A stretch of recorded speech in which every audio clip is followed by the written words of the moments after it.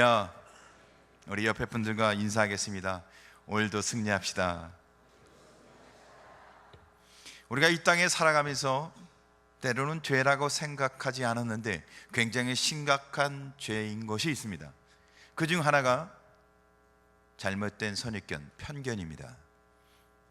우리는 편견을 갖고 이건 죄다 이렇게 생각하지 않습니다. 그런데 성경은 무서운 죄라고 이야기합니다. 첫째, 편견이 무서운 것은 그 파괴력이 엄청나기 때문입니다. 잘못된 생각 하나 때문에 그에 대한 피해가 너무 심하다는 거죠. 두 번째는 우리가 잘 의식하지 않습니다. 죄라고 생각하지 않는다는 거죠. 그냥 우리가 일상 생각하는 거라고 생각한다는 거죠. 의식하지 않기 때문에 굉장히 심각합니다. 그래서 어느 한 철학자는 이렇게 얘기합니다. 인간이 갖고 있는 모든 편견으로부터 자유로워질 수 있다면 지구상에 있는 90% 이상의 모든 문제는 해결될 것이다. 우리가 잘못된 선입견, 편견, 이게 문제의 거의 대부분이라는 겁니다. 1992년 봄 LA에 폭동이 있었습니다. 흑인들이 폭동을 일으켰습니다. 건물을 5,200개의 빌딩을 파괴했어요. 그래서 그 피해액만 2조 억이 넘었다고 합니다. 결국 부상자가 2,300명이 넘었고요, 사상자가 50여 명이 이르렀어요. 엄청난 폭동이었습니다. 그런데 폭동의 이유는 백인 경찰이 흑인 사람을 구타하는 것이 TV에 찍혔어요. 그래서 미국 전역에 있는 흑인들이 폭동을 일으키기 시작하는데 이 LA에 유독 폭동이 일어났습니다. 근데 흑인들이 사는 지역에서 백인들이 사는 지역이 굉장히 멀었습니다. 근데 그 중간에 한인이 사는 한인타운이 있었어요. 흑인들이 백인들이 사는 곳까지 가지 않고 한인타운에서 그냥 폭동을 일으킨 겁니다. 어처구니가 없지 않아요? 구타한 사람은 백인이었는데, 근데 한인들이 뭘 잘못했게? 흑인들이 한인을 싫어했습니다. 한인과 관계없는 일인데도 불구하고 폭동은 한인타운에서 일어났습니다. 우리가 한번 생각해 보십시오. 우리는 흑인 하면 우리 머릿속에 뭐가 생각납니까? 어떤 이미지가 그려지나요? 우리의 마음속에도 아마 흑인 하면 그렇게 좋지 않은 선입견과 편견을 갖고 있을 겁니다. 당시에 미국에 사는 사람들의 90% 이상이 흑인들을 무시했다고 합니다. 그래서 한 교회에 흑인이 초청되어서 왔습니다. 전도에서 온 거예요. 그래서 초청해서 이렇게 흑인을 모시고 오니까 저쪽에 있던 한 성도가 이렇게 얘기합니다. 껌둥이 왔네. 그랬더니 그 뒤에 있는 한 성도가 이렇게 얘기합니다. 껌딜 왜 들어왔노? 그랬더니 흑인이요, 한국말을 좀 했나 봐요. 저도 언젠가는 하얘질 거예요. 사랑하는 성도 여러분, 편견이 얼마나 많은 아픔을 갖고 오는지 모릅니다. 우리는 가난한 사람을 생각할 때 어떻게 대하나요? 그냥 가난한 정도가 아니라 홈리스들이 가끔 있습니다. 냄새도 나고요, 보기에도 별로 좋지 않아요. 그런 사람을 볼 때 우리는 어떤 마음이 생기나요? 또 말을 바꾸면요, 아주 돈이 많은 사람을 만나면 여러분은 어떠신가요? 우리가 만날 게 그룹 총수가 저희 교회를 나온다면 그분에 대해서 여러분은 어떻게 생각하시겠습니까? 경상도 분은 전라도 분을 어떻게 생각할까요? 전라도 분은 경상도 분을 어떻게 생각할까요? 두 지역만 얘기하지만 우리가 지방색 있잖아요. 지방에 따라. 사랑하는 성도 여러분, 우리가 편견을 어떻게 버릴 수 있을까요? 편견. 오늘 성경은 베드로의 환상을 통해 우리가 편견 없는, 잘못된 선입견 없는 신앙생활을 하길 원하십니다. 왜냐하면 편견은 너무 무서운 죄이기 때문입니다. 편견은 사실을 사실로 인정하지 못하게 하는, 우리가 꼭 치료받아야 할, 우리가 바뀌어야 될, 오늘 우리는 편견이 왜 하나님 앞에 죄가 되는지, 또 편견을 하나님은 어떻게 우리에게 말씀하고 있는지 함께 오늘 본문을 통해서 함께 나누고자 합니다. 첫째, 편견은 사실을 사실로 인정하지 못합니다. 편견은 진리를 진리로 받아들이지 못하게 합니다. 편견이 있는 그 순간 눈이 어두워집니다. 편견이 있는 그 순간 세상이 다르게 보입니다. 사실이 사실로 받아들이지 않고 진리가 아무 소용이 없다는 거예요. 하나님의 말씀도 편견을 갖고 있는 사람에겐 하나님의 말씀이 아니에요. 진리가 진리로 고백되지 않습니다. 그러니까 편견이 있는 곳은요, 억울한 일이 많이 생깁니다. 편견이 있는 곳은요, 미움, 시기, 질투, 아픔, 고통, 이런 것으로 가득 채져 가고 있습니다. 그런 것으로 가득 차 있는 곳이 어떤 곳인가요? 지옥이잖아요. 편견이 있으면 그것은 어떻게 해요? 지옥화된다는 겁니다. 진리가 비진리되고, 편견을 가지면 가정, 교회, 사회 다 지옥 같은 사회가 되는 겁니다. 교회도 똑같아요. 오늘 성경 본문은 한 사람이 등장하는데 베드로고요. 오늘 이 베드로가 기도하는 중에 그가 환상을 보는데, 그 환상을 보는 이유가 고넬료라는 이방인 때문이었습니다. 고넬료는 이달리아의 서양 사람이었고 로마의 백부장이었습니다. 그는 이방이라는 겁니다. 유대인이 개처럼 여기는 이방인입니다.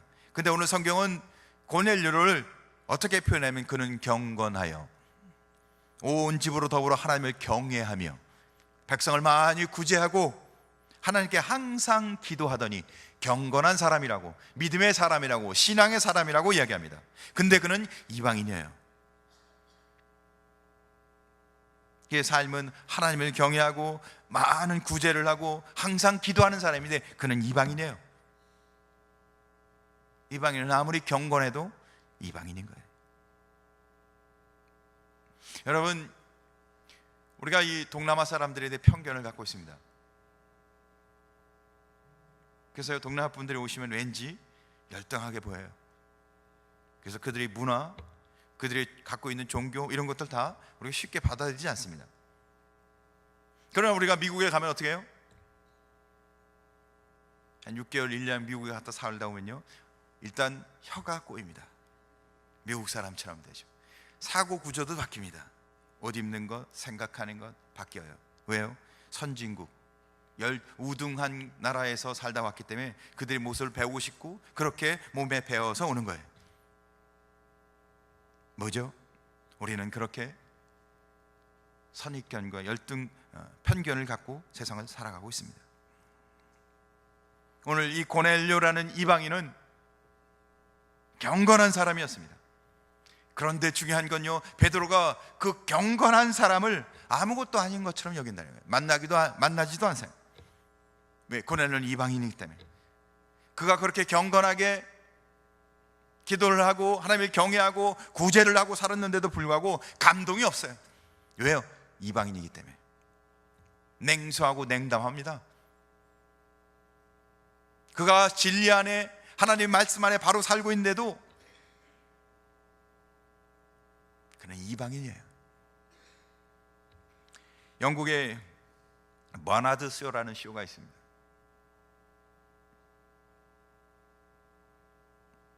그가 영국 사회를 관찰하는 중에 보니까 사람들이 잘못된 사고를 갖고 있는 걸 알게 됐어요.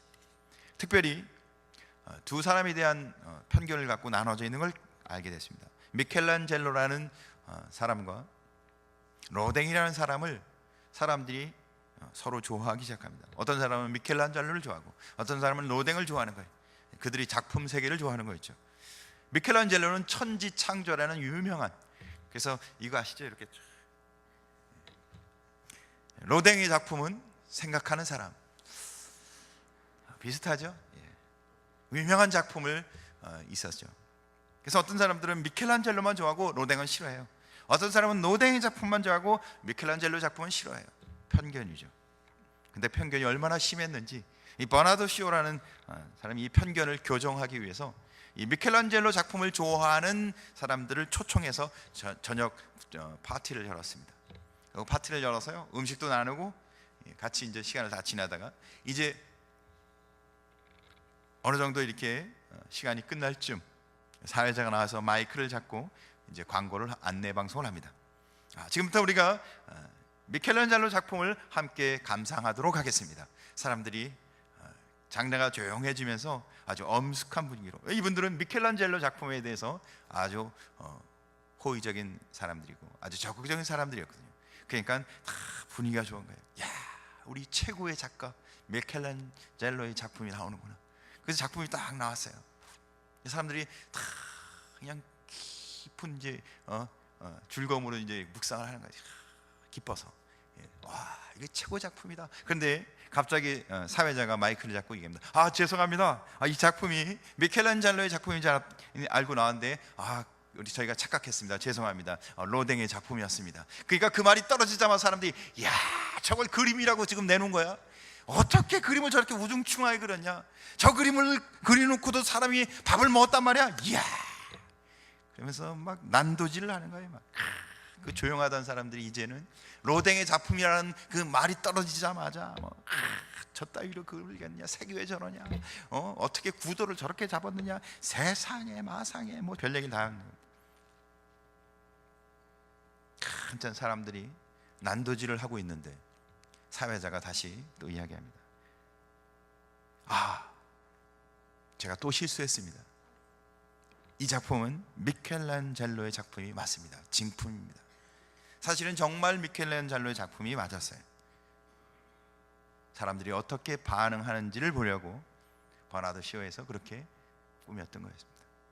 사람들은 편견에 의해서 그 그림이 갖고 있는 작품성, 그 그림이 갖고 있는 예술성, 이런 것들은 전혀 보지 않고 로댕의 작품이냐 미켈란젤로의 작품이냐가 중요했던 겁니다.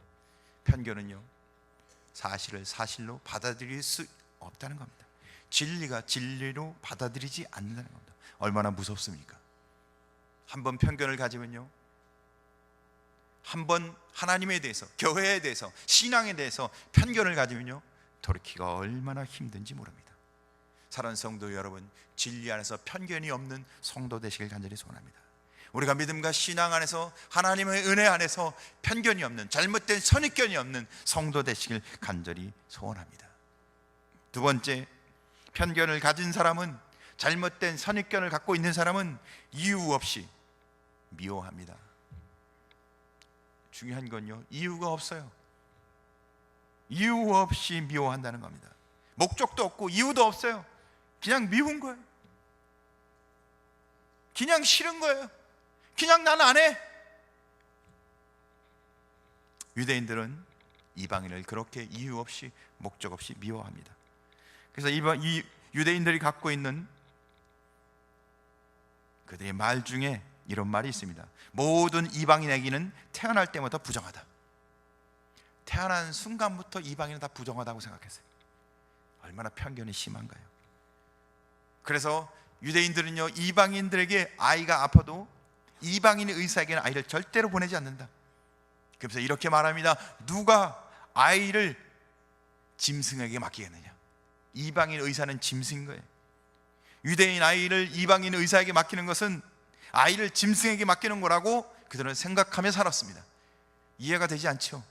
그런데 우리의 삶 속에도 편견 때문에 신앙생활을 못하고, 잘못된 선입견 가운데 하나님 앞에 올바로 서 있지 못하고, 진리를 진리로 받아들이지 못하고, 하나님의 은혜를 은혜로 받아들이지 못하고, 성도 안에서 함께 교제하지 못하고, 미워하고, 쟤는 나가 안 어울려. 근데 문제는요, 편견이 얼마나 무시무시한 거냐면, 하나님이 유대인이 그 이방인에게 그런 편견을 갖고 있는 그 유대인을, 그렇게 교만하고 그런 잘못된 선입견을 갖고 있는 유대인을 어떻게 해요? 버리셨다는 겁니다. 사랑하는 성도 여러분, 편견을 갖고 있는 유대인을, 하나님이 선택한 선민이었던 유대인을 하나님이 버리십니다. 무시무지하지 않나요? 오늘 베드로가 기도하는 중 환상을 보는데 그 환상을 통해 우리에게 말씀하고 있습니다. 우리가 편견을 버리시기를, 잘못된 선입견을 버리시기를. 아프리카에 한 작은 나라가 있습니다. 온둘라스라고. 이름을 들어보셨나요? 제가 이 온둘라스가 축구를 잘하는 것 같아요. 이 온둘라스라는 나라에는 한 선교사님이 가셨습니다. 작은 마을이었는데 이 마을을 가보니까 이 마을에 30여 년 동안 전쟁을 하고 있는 거예요. 두 가족이 나눠서, 그러니까 두 부족이 나눠서요 30년 동안 전쟁을 하고 있는데요, 이 30년 전쟁을 통해서 80명이 죽었어요. 크지도 않은 작은 마을에서 30년 동안 서로 으르렁거리며 싸우다가 죽은 거예요. 그래서 이 선교사님이 왜 그런지 연구를 해보니까 기가 막힌 사실이 발견됐습니다. 왜냐하면 30년 전에 두 집안이 서로는 굉장히 사이가 좋았어요. 그때는 같이 막 잔치도 열고 같이 굉장히 막 사이가 좋았습니다. 그런데 그들이 매년 닭싸움을 했대요. 그래서 닭을 한 마리씩 들고 나서 닭싸움을 하는데 닭이 처음에 잘 안 싸우니까 서로 뒤에서 부추긴 거예요. 말이다. 그래서 닭끼리 막 싸우는데 막 피를 내면서 닭이 그만 죽었어요. 그래서 서로 내 닭을 죽였다고 그때부터 미워하기 시작하면서 그때부터 두 집안이 원수가 되기 시작했어요. 닭싸움이 사람 싸움이 되어버렸네요. 근데 그게 얼마나 심각했는지, 처음에 그 작은 싸움이 원인이 됐다는 건 다 잊어버리고 그들은 서로를 죽이고 병신 만들고 서로를 미워하고 그렇게 30년 동안 살았던 겁니다. 한번 그들이 잘못된 생각을 하기 시작하니까 그 편견과 잘못된 선입견이 80명의 사람을 죽게 하고 두 집안은 으르렁거리며 싸우게 하는. 사랑하는 성도 여러분, 한번 내가 갖고 있는 생각이 삐뚤어지면 하나님을 하나님으로 만날 수 없게 된다는 겁니다. 진리를 진리로 고백할 수 없는 삶이 된다는 거예요. 이유도 목적도 없어요. 나중에는. 마지막 세 번째, 편견을 치료하는. 어떻게 하면 우리는 이 편견과 잘못된 선입견으로부터 하나님의 은혜의 자리로, 하나님이 하나님으로 고백되어지는 삶으로 나올 수 있을까요? 한번 잘못된 습관은 바꾸기가 얼마나 힘든지 모릅니다. 습관은요 정말 고치기 힘듭니다. 몇 개월, 때로는 몇 년이 걸립니다. 굉장히 심각하다는 거예요. 근데 우리는 별로 심각하게 생각하지 않아요. 대수롭게 생각하지 않다는 겁니다. 굉장히 심각합니다. 오늘 베드로는 기도 중에 환상을 보는데 많은 사람들이 막 음식을 만들고 음식 냄새가 막 나는 중에 비몽사몽간에 환상을 봅니다.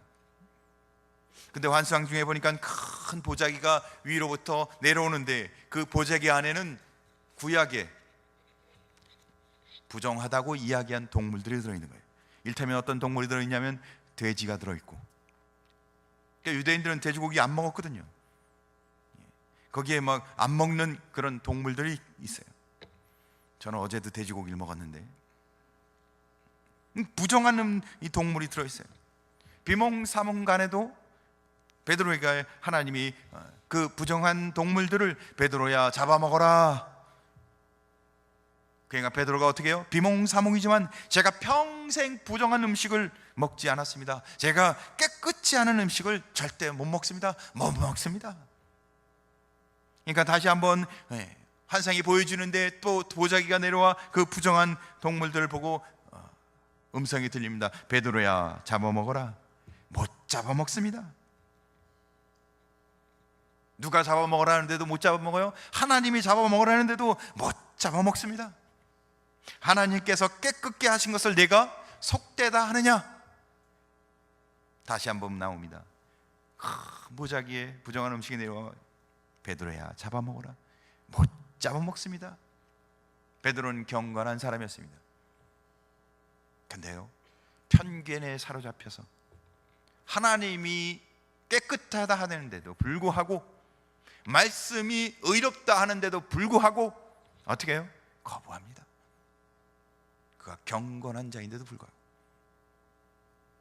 우리도 말씀이 은혜 주시는데도 불구하고 내가 한번 갖고 있는 그 편견에서 우리가 바뀌지 않는다는 거예요. 내가 가진 편견이 하나님이 말씀하는데도 거부한다는 겁니다. 진리도 거부하고 하나님의 말씀도 거부하고 산다는 겁니다. 사랑하는 성도 여러분, 우리는 하나님의 말씀을 듣는 성도 되길 간절히 소원합니다. 그게 성도입니다. 두 번째 소리가 있을 때 하나님은 베드로에게 이렇게 말합니다. 하나님께서 깨끗게 하신 것을 내가 속되다 하지 말라. 하나님이 깨끗게 하신 것을 내가 속되다 하지 말라 명령하십니다. 우리가 편견에서 벗어나는 일은 하나님이 명령하면 순종하는 겁니다. 하나님은 어떻게 보실까? 하나님은 어떻게 말씀하시는가? 하나님은 어떻게 우리에게 이야기하고 계신가?